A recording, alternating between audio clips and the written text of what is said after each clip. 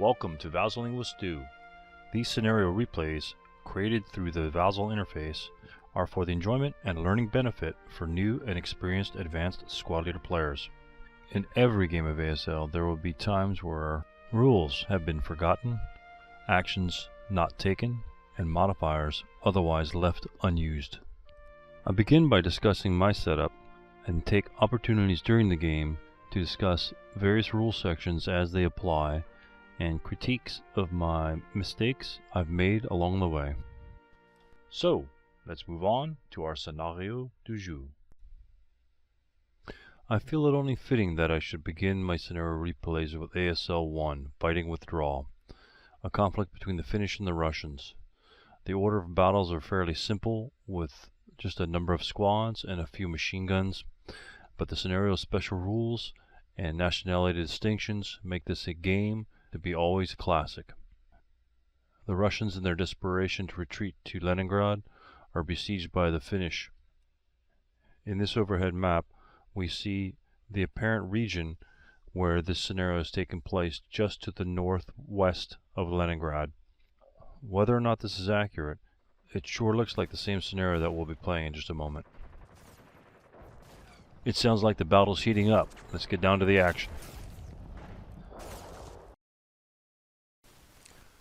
Before us we have the starting setups for the Russian and the Finnish player.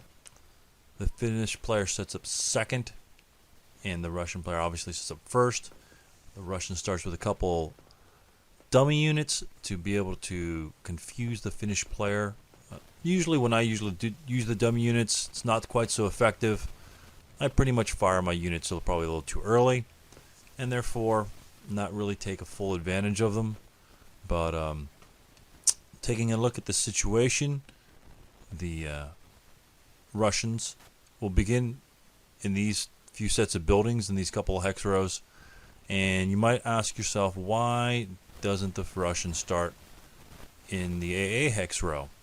Well, that's because the Finnish goes first, and even if they should happen to start concealed, then the the Finnish player, with all the mighty firepower that the Finn has, even concealed, will be able to obliterate practically everyone on that front line.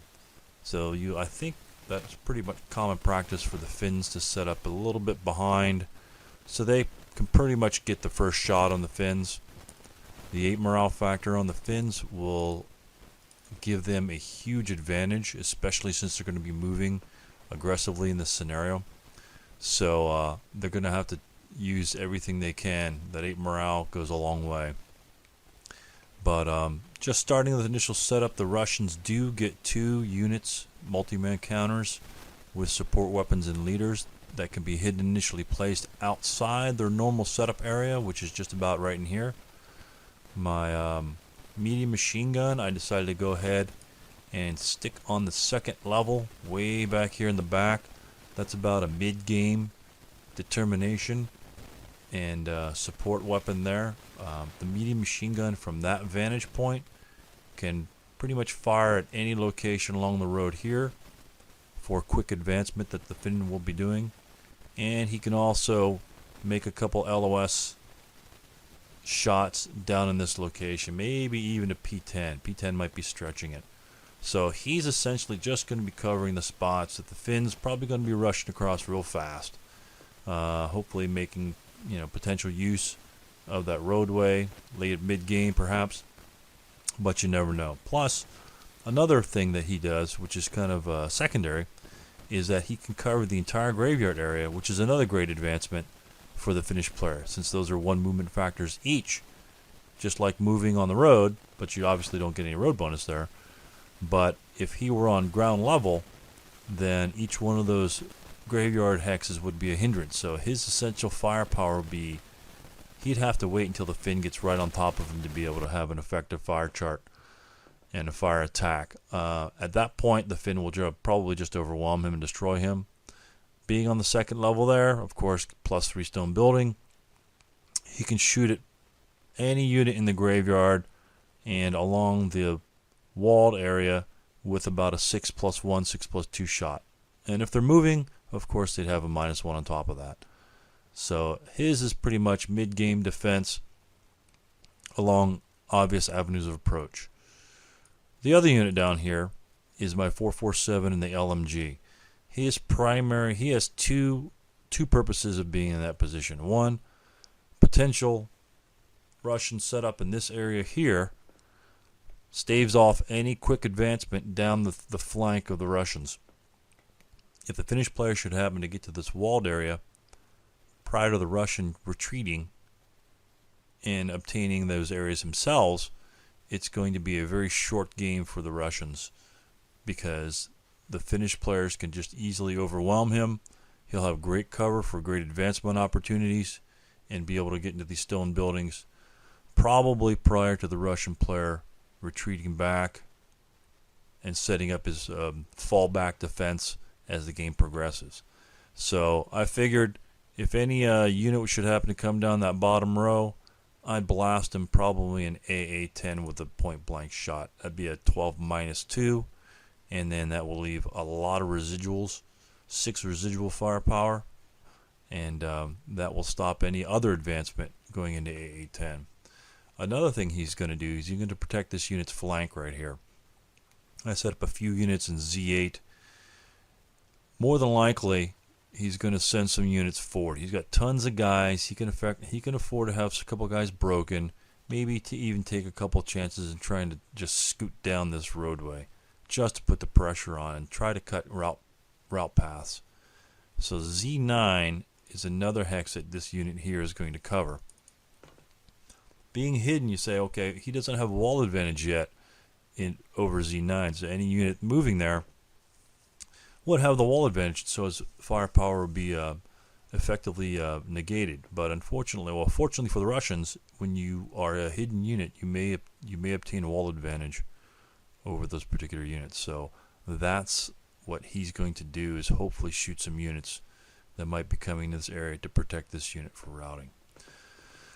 So the Finnish, again, the sniper, that might look like an odd position for the sniper, but he is legally placed within 6 hexes of 6 different enemy locations. This happened to be a really good location because he's straight down hex rows for both of these leaders.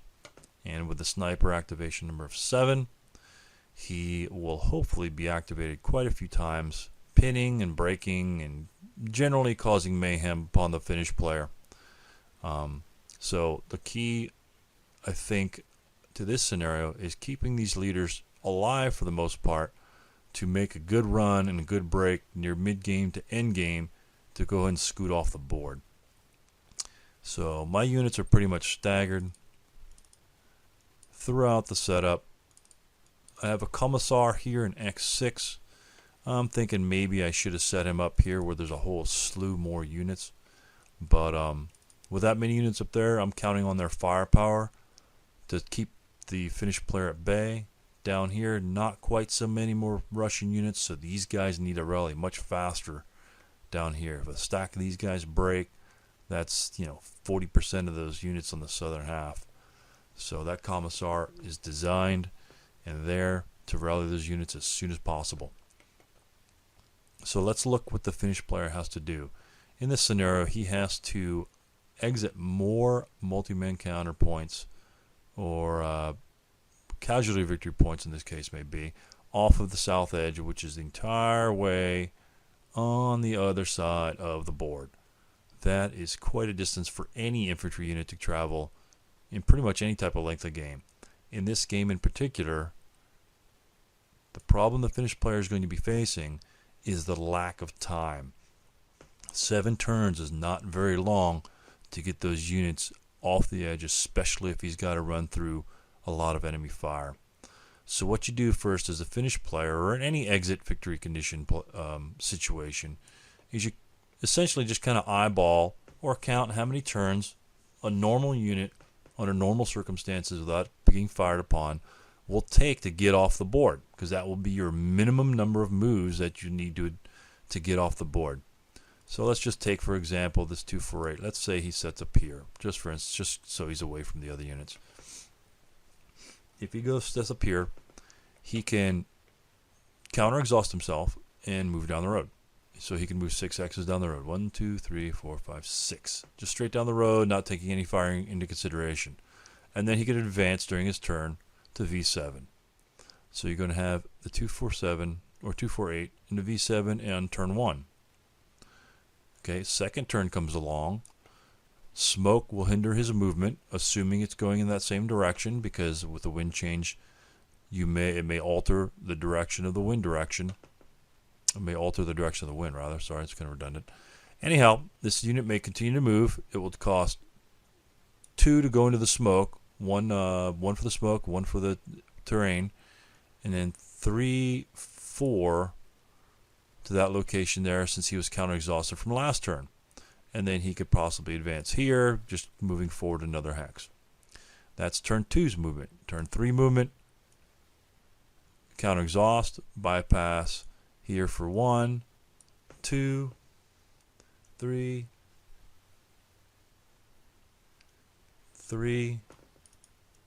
4, 5, and 6 with an advance phase.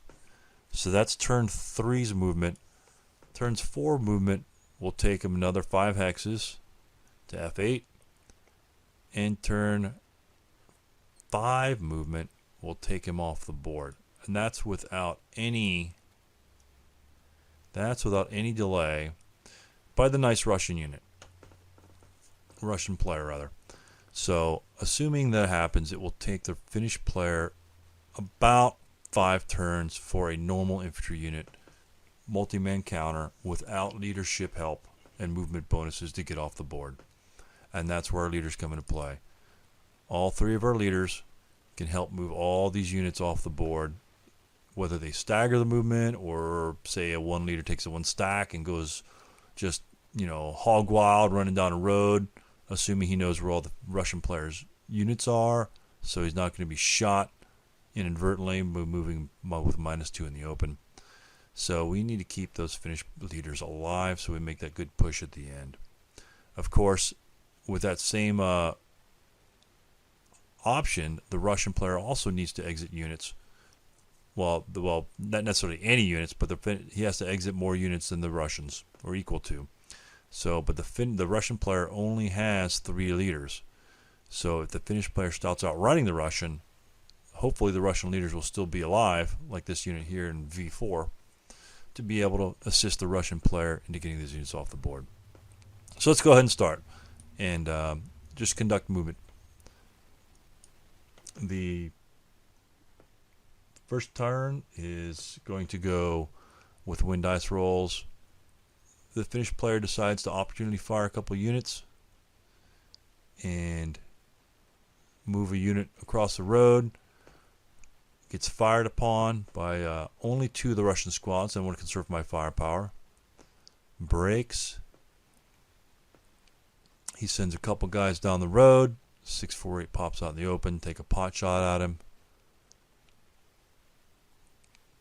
Happens to break him. Other unit, there's that one that's trying to flank my units there. We'll go over his situation in just a moment. More units are rushing down. Don't want to waste my firepower in those little half squads. That's not my real concern. That big boy right there is my concern. So we'll try to blast him. DMs him with a decent roll. More units advancing in the top part of the board. Another unit gets blasted. Both of those units have been casualty reduced. So he's already lost a squad, like in the very first movement phase. That unit flanks the top side. I choose not to final fire those units up there, or final protective fire, mainly because a failed or a very high final protective fire roll for those 3 447s will cause disaster to happen upon them. If I roll a 7, they will all pin, and 8, they will all break, because it counts as a normal morale check. So for that 648, that's going to be he's going to generate a 6+2 chart on me. I think I'm okay with that, and so right now too early to really risk those units in a final protective fire shot. Way too early in the game for that.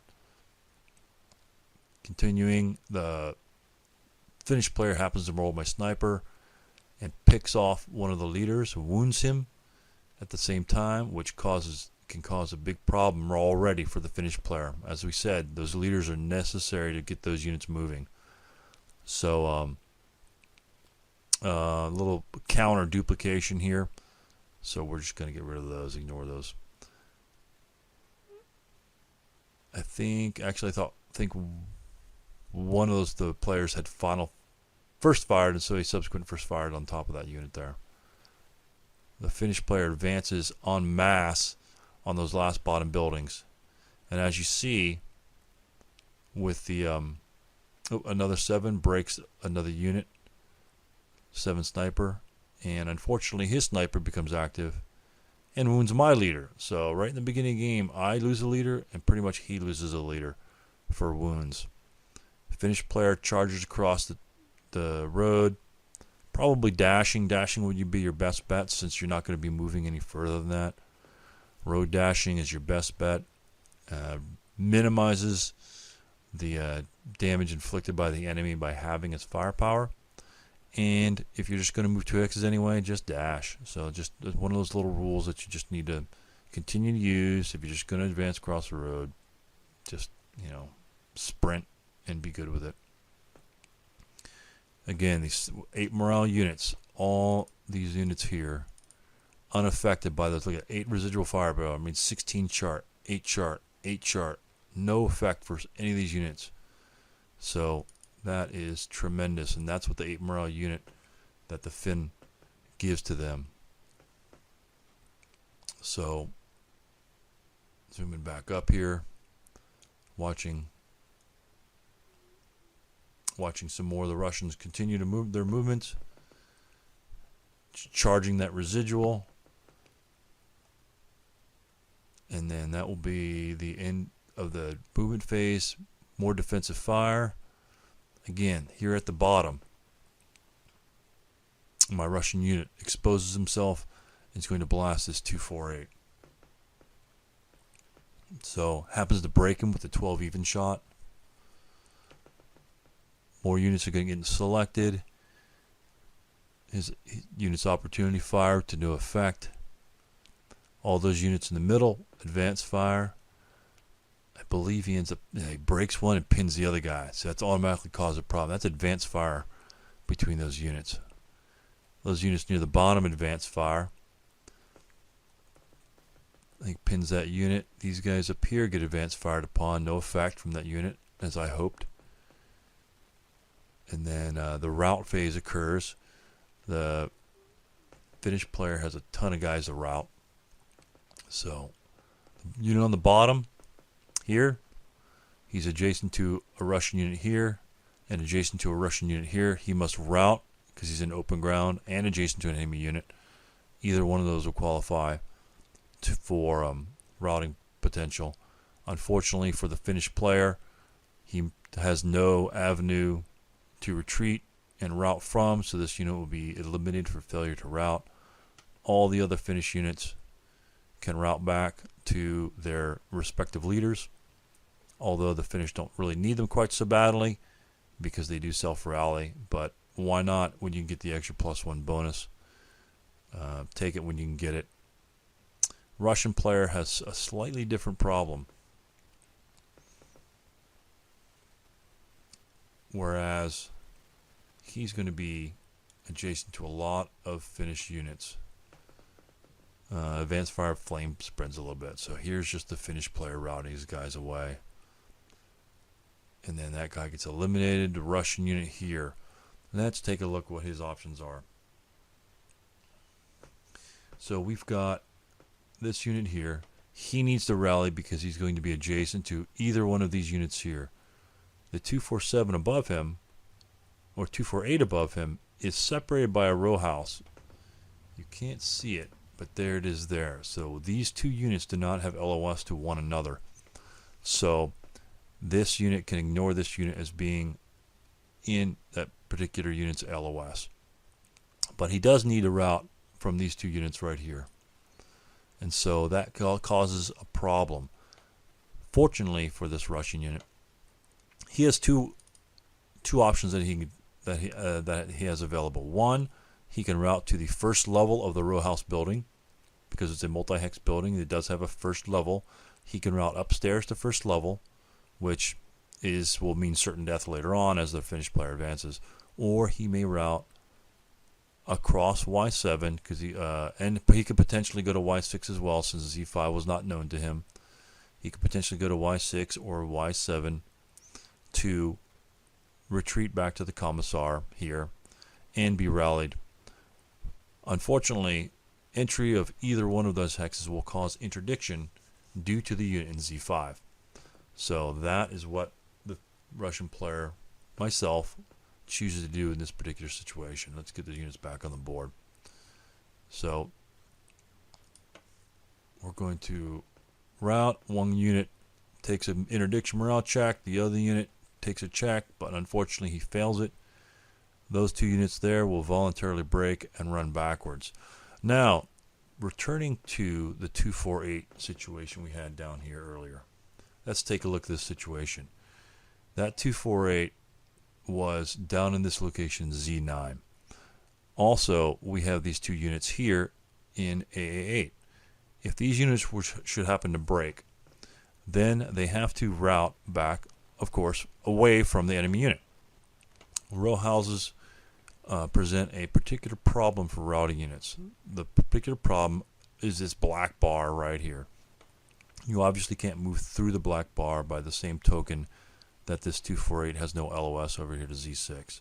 So when you're routing from row houses to another row house hex, you must essentially do a quote infantry bypass of that hex, spending one movement factor at the hex spines, at either hex spine, your choice, and then you can enter the building. So it'd be 1 to bypass, 2 to enter.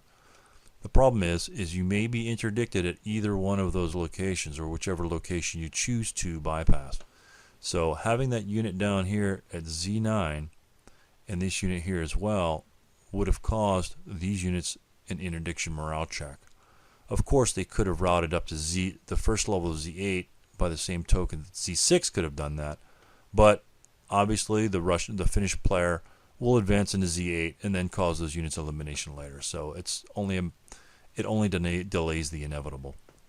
So getting rid of this unit, destroying this unit, or causing him to break and route away, frees up this hex spine for any potential units that break in Z8 to route back, causing 3 movement factors and 6 movement factors back to this location, because the unit in AA9 here cannot see this hex spine for LOS for interdiction purposes. So again, that's the purpose of this unit here, is to give this unit some freedom and defend his flank, and that's pretty much exactly what happened. So I got lucky with that sort of aspect. So back to the action. Just want to pop away from that and kind of give explanation of just a couple things that might be going on and options that you have. So the Finnish player chooses to advance in various locations, generating close combats wherever he can. The Finnish player casually reduces a unit up on the top side, and then he retreats. He ambushed me in that particular location, did damage. I attacked back, did not destroy him, and then he retreated out of there. Units on the bottom reveal dummies, and it must be the rally phase. So melee occurred right in the center. No result. And so Russian Commissar is doing his job here, rallies both those units, and the Finnish player unfortunately doesn't have the same luck with all of his units being DM. I think he only ends up rallying one unit. So Russian player, seeing that he's got a mass of units here, decides to skedaddle and move most of his units away from the building. I'm trying to dash here to run to that roadway to X10 to have his firepower, because those guys here have a ton of firepower that could shoot on him normally. It'd be an 8+1 shot, assuming I did an assault move, but I need to get out of that location because it's hot. It's a hot zone. He unfortunately breaks those pathetic units. That unit behind. He's got no other potential targets to fire at anyway, so he takes a pot shot, no effect. These units hightail it across and get behind that wall. Like I said, this wall is critical for any particular flanking over here. Now I've got decent protection on the south side for any Finnish advance across this roadway here. So units up top, retreat back to those particular buildings. They're retreating slowly. That guy in W1 is pretty much just covering that northern road. These units here actually get fired upon. Now what happens here is now that unit's going to be DM, and during the Russian player turn, those units will be able to route away from that location. Had my opponent not fired upon him, those units would have remained without a DM, and therefore during the next Finnish player turn, he could have enveloped those units a little more easily than trying to just kind of kill them outright. But that's okay. I mean, if he doesn't want those units there, if he thinks he's going to block his movement, sometimes you want to shoot out a guy to cause him to just kind of get out of your way. And so there's potential in what the Finnish player was attempting to accomplish by getting rid of those units. Again, they're all going to be broken anyway, and more than likely going to be out of the fight for at least a turn or two. And so I do a little skulking with a dummy unit. And so these units kind of flip around, reinforces the melee there. Flame spread. The flames really didn't have much of an impact on the game other than a little bit of smoke down here. Those units gain concealment. Well, I think it's just a leader down there. So the Finnish player decides to rally all of his units but one. None of them are DM. Prep firing there. I think it's blocked, unfortunately. He sends his green unit down the road. All those guys pop off. Ignore those numbers on the side. We were going to set up for battlefield integrity, but chose not to. So, Finnish player just continues to move forward. I get a lucky shot there and just completely eliminate him. I actually didn't really see that. It's probably an obvious LOS, but he advances units down the road. Draw fire. He's already final fired. I final protective fire these guys, and I didn't roll well enough, so the that particular unit broke, but did pin him anyway. More first firing. Casualty reduction, another casualty from the Finnish player. I think he's lost like 3 or 4 squads already by the second turn. And these are just kind of low shots. He's like 4-2, 2-2 shots at him. So he just, not passing his morale checks when he needs to. And it's another DM there. And again, a subsequent first fire, final protective fire. Not great shots, but if you're running hot, just run with it. These units firing, no effect, no effect. Crapshoot on the top, gets a lucky shot on a 2 chart, breaks another unit. Every broken unit that the Finnish has is one more turn that he's got to try to rally those guys and not move forward. So broken units there. Advanced fire phase comes and goes. A little bit of fire spreading. There's some extraneous counters on the board. We start explaining different counters and wrecks and fire lanes and things like that. Oh yeah, another curious thing about this particular scenario is if you see at the top of the screen, Russians suffer from ammunition shortage. Another reason why I placed the MMG and the LMG in those particular locations, simply because in a typical scenario, your machine guns can lay down fire lanes, which makes it real difficult for units to make quick advancements either across roadways, wheat fields, brush areas, but pretty much areas of long fire that machine guns can put down a nice fire lane. It will subject those units, all of them that enter the fire lane, to whatever the fire lane's firepower be. And in this scenario, since the Russians do suffer from ammunition shortage, then fire lanes are not allowed. And so that will cause a slight variation in what you would typically do and typically have those particular machine guns planned on doing. So no fire lanes, so pretty much just use them as kind of one-shot weapons. Their rate of fire is really not that high.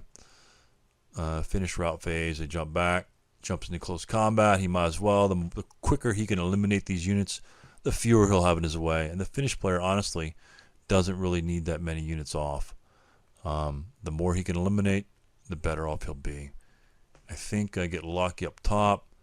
I think I eliminate that unit in close combat, and I think this unit, I think I get annihilated in Y4. So, I think I rolled, or I think he rolled a 12, or I ambushed up top. But anyway, he was able to withdraw, and he did obliterate me here.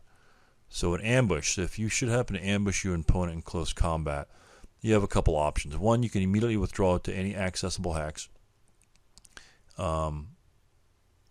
As long as you can, advance there normally. Obviously, you can advance up a cliff. And also, you can either attack with the ambush.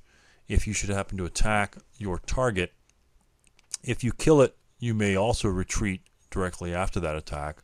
Or if you do not kill it, you do get a return fire shot from those particular units, but then you may still retreat since you still ambushed him. So, ambushing is a very good thing. Concealment allows you to ambush much more often than normally, and so conceal whenever you can. Concealment is your friend. Conceal, conceal, conceal. You can't conceal enough.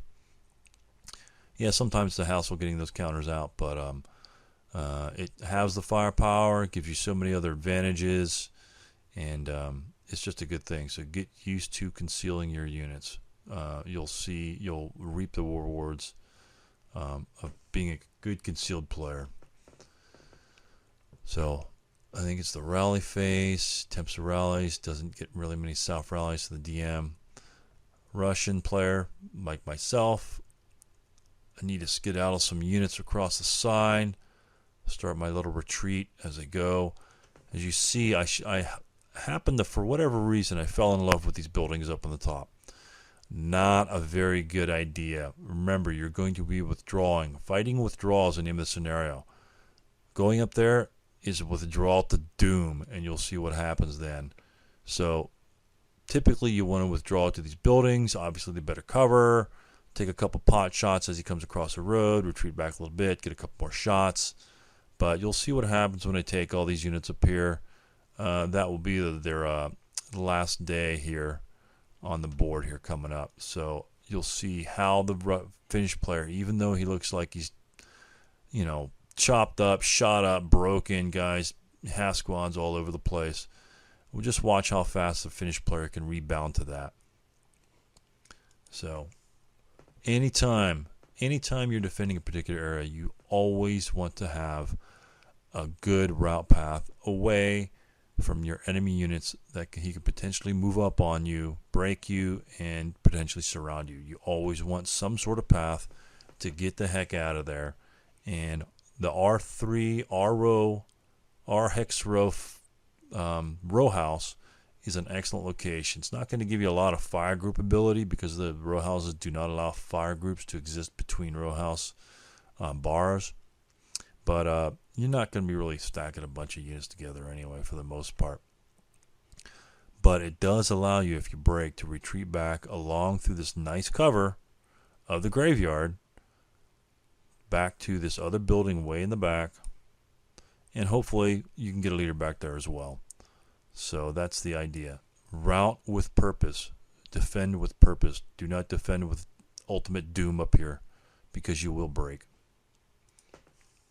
And again, that example of choosing that location as a poor defense will exert itself here quite quickly. As all my units feel happy, they feel like they're going to have a good time up there and stop the finished player. And we'll see how wrong I become very quickly. Blaze is spread right there. What that does is an additional blaze there, causes more smoke to occur, which increases the movement factors of the finished player if they want to move through that particular avenue in those rows. It does give him cover, but it causes more movement factors to be expended. So In this instance, we talk about the finish options for my opponent.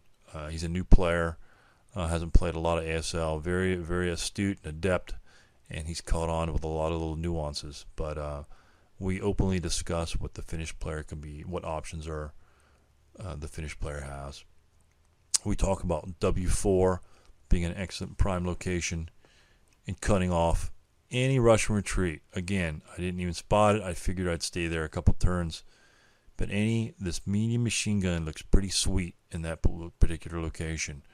Any broken units here will not be able to get across that road without being interdicted, because the finished player has got that juicy MMG and the range goes the entire way down the road. So we'll see what happens with that. And again, we just point out a couple key locations where the Russian player can shoot at, so he doesn't like jump in the open. That kind of looks like it might be blocked, but it's probably pretty clear. And again, we just point out some strategy that the finished player will be looking at.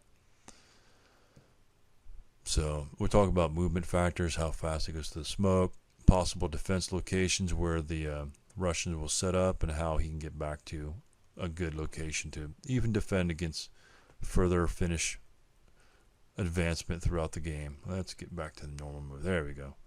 Sorry about those clips, but the finished player decides to prep fire, try to break up my units here. One thing to note, if the finished player wants to fire and he wants to prep fire, that will cost him one of his movement phases.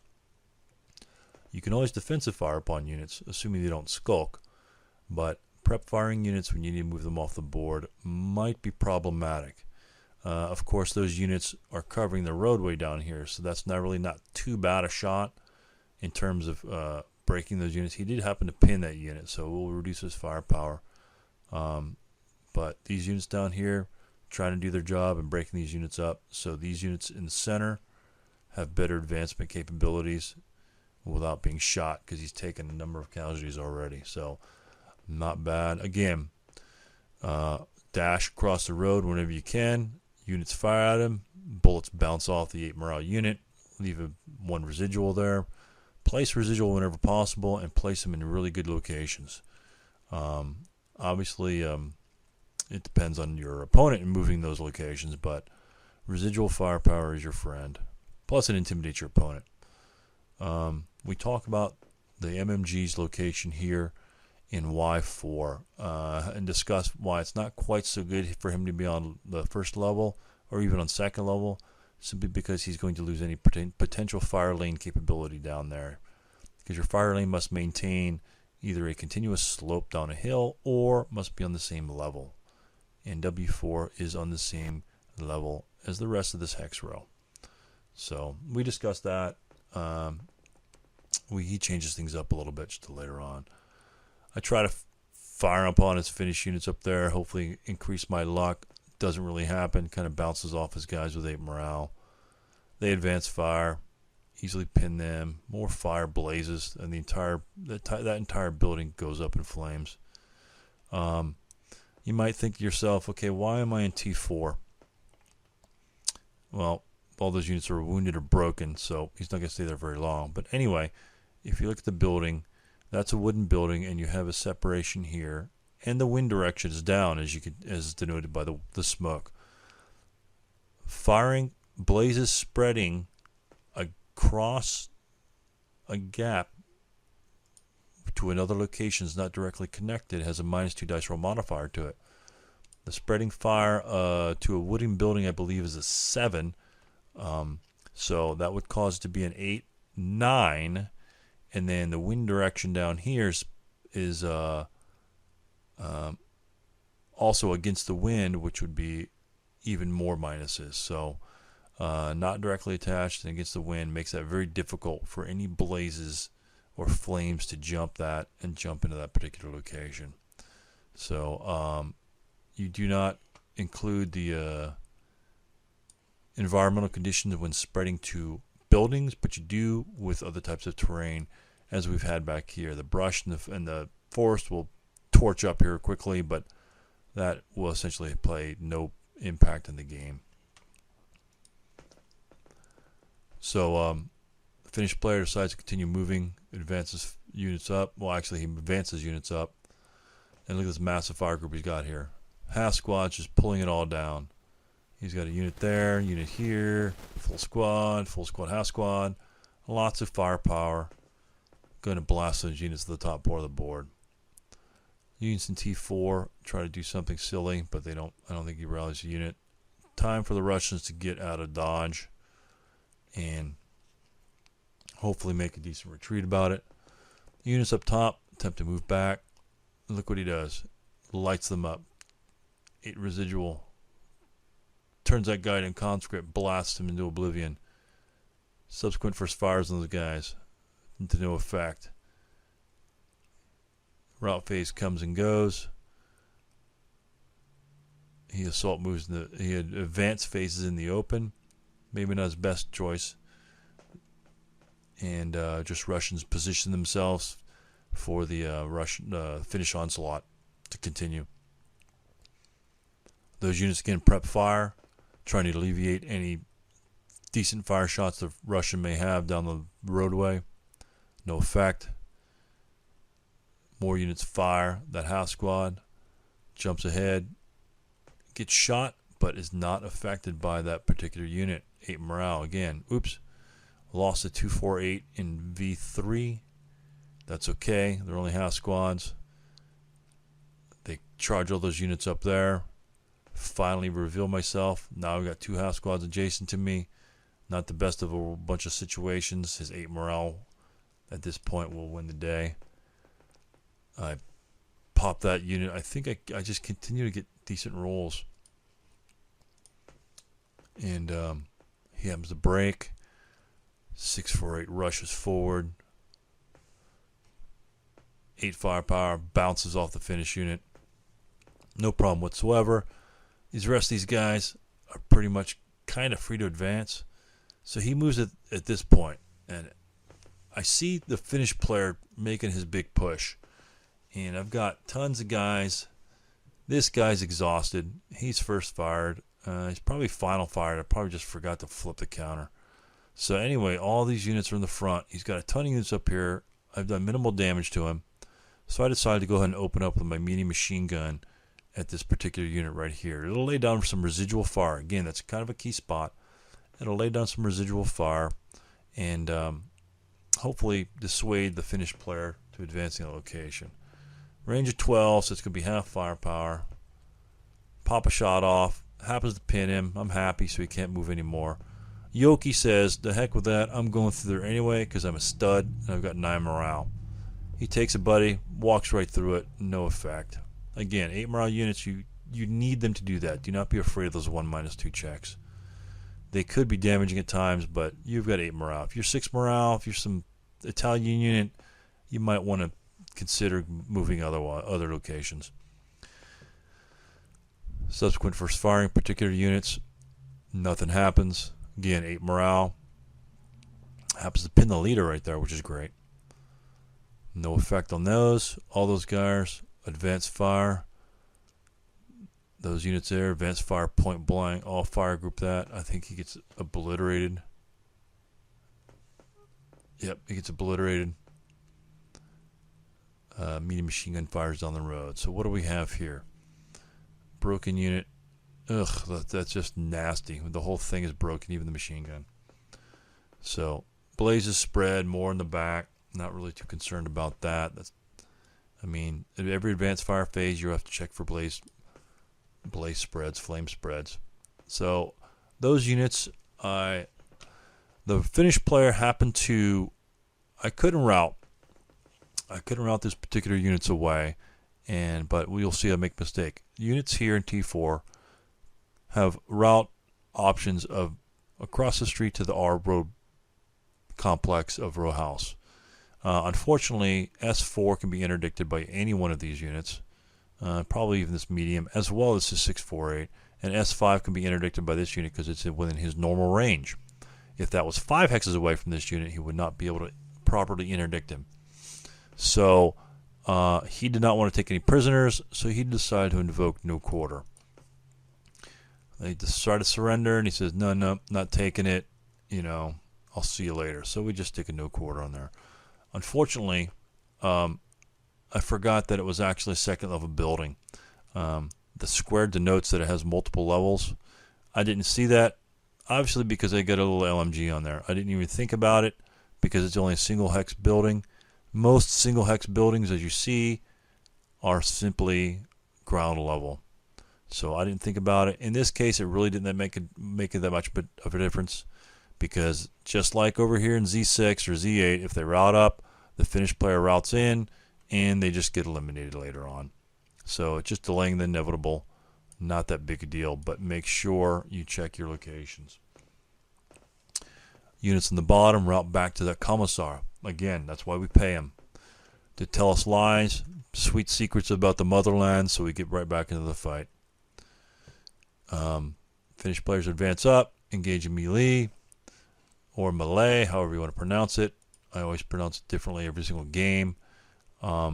That's probably a big risk, but if he ties those units up into melee, then these other finished units will just completely either A, run by him, or B, completely obliterate him.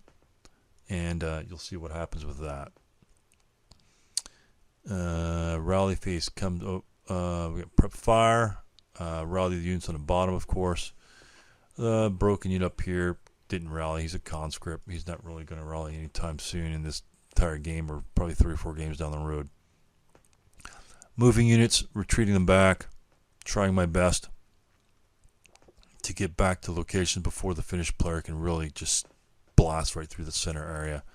He's got a score of units right here, ready to run through here. I've got some units covering it, only these guys, but any particular dashes are going to be effective movements across that roadway. But again, fighting withdrawal, fight, drop back, shoot, fight with withdrawal, drop back. Lucan thinks he's pretty smart, trying to run across the road. Not going to do it. Shot by the medium, I believe, or somebody for that matter. He gets wounded. He ends up in Q2 anyway. So now he's crippled, just like the 8-1 was at the beginning of the game. So I just hightail some of these units back. Stukov, down here in the bottom, says, okay, time to get out of Dodge. We're going to go back here, maybe drop a couple units even off the board. It's turn 4. The finished player will have 3 more turns to do the deed and get units off to try and win the game. So I figure maybe it's time to scoot a couple Russian units in a position where they can run off the board. More firing. He decides to fire into this particular hex. Why would he do that? That is a brilliant move. Look what's in there. You go to 8 morale unit. It's only a half squad, but he's got 8 morale, and you've got 2 full squad 447s with 7 morale.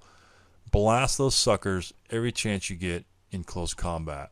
1, if you get a normal morale check, those guys are going to break much more often than the 248. So what happens? All those guys are taking pot shots on them. Boom, boom, boom. And Russian player, myself, pulls out a nice 10 and 11. Both those idiots break.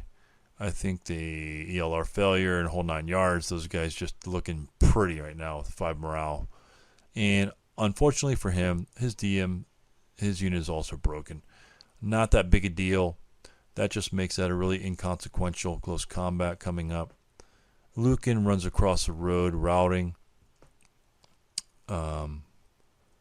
with those particular units. I think he routed.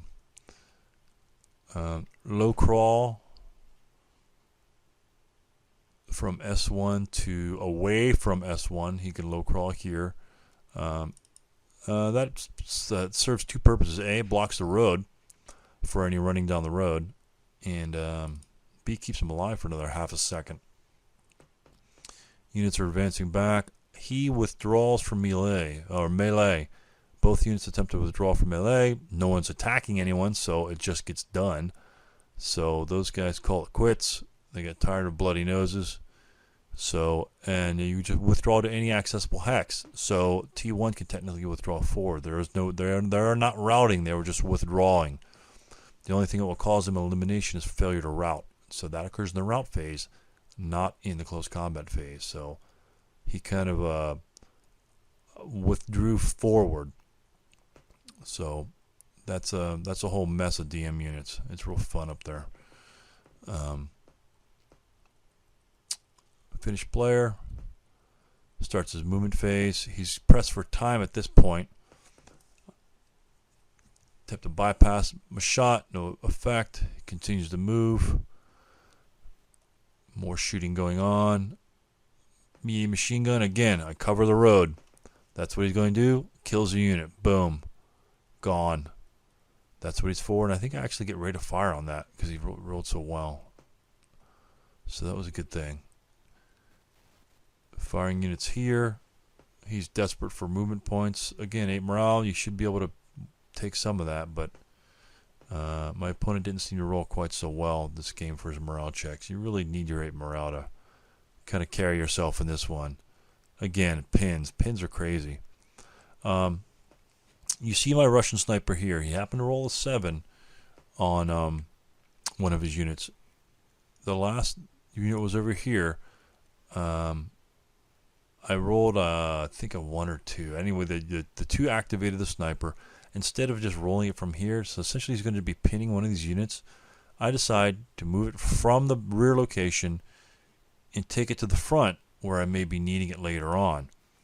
And being a 7 sniper check, that's going to occur hopefully very often. But again, the finished player is running out of time. And I think at this point we increased the game length to 8 to give the finished player a slight advantage. My opponent's being a new player, will probably need the extra time just to kind of continue moving it off, just to make it a little more fair.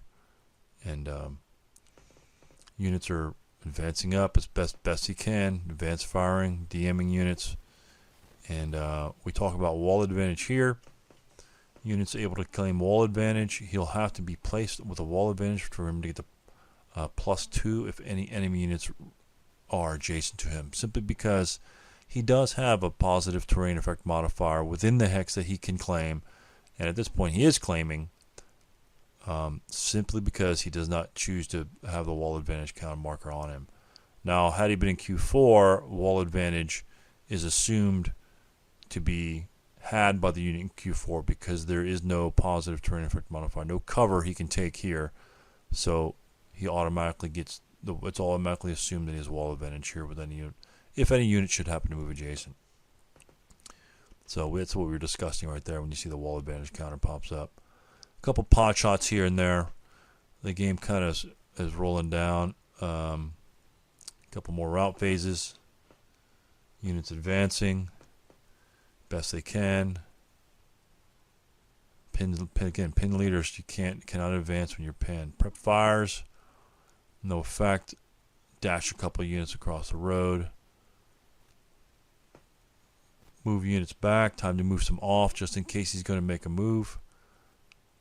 No effect on those first fire, defensive fire shots. Again, DM units whenever you can. If they're DM'd, they're not going to rally. They can't fire at you. Trying to kill this leader. No effect. 9 morale is pretty good. More smoke is placed. Those units take defensive positions in K4 for his inevitable run down the road. Turn 6 comes.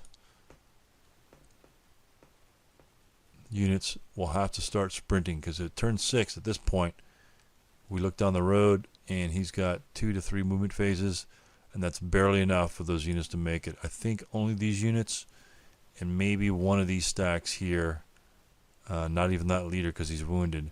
I think this unit and perhaps even Yokel or Yoki are the only ones that can advance off the board. So we're only looking at a full squad plus a leader in terms of casualty victory points in exits.